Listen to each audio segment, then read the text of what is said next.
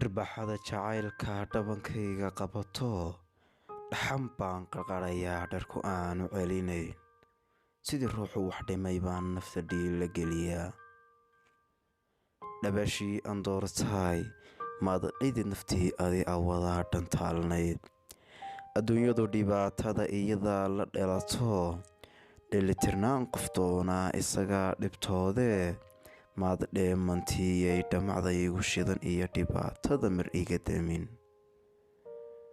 Inta dumarka dheehale daawashada hablaha biilandhayihii jeclaan jiray, maanta dhaafa taasoo adigay dhabeelay inay mar ku dheehdaan dhammaantood ka doorteen.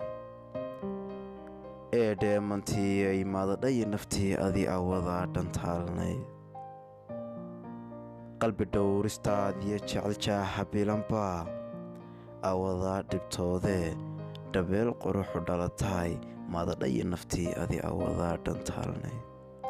Dharaarteenni kulankii qosol laba dhaclayntii farxaddii ka dhalataan. Tabaydheeh qurxooney ee maadadhabeeley dhaydid boogihii aadi ku dhalisay waa hore.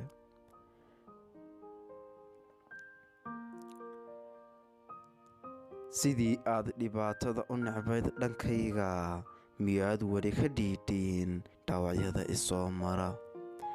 Mise xiise dhowriyo dhalanteedii yar buu ahaa. Caqligii dhekayn jiray mushkiladaha dhexdeenna maxaa maanta kala dhimay? Kolay dheeh qurxooney kuma dhaafi karayo, isna dhiibi maayee dharaar ay ahaataba adaan kaa dheg sugaya.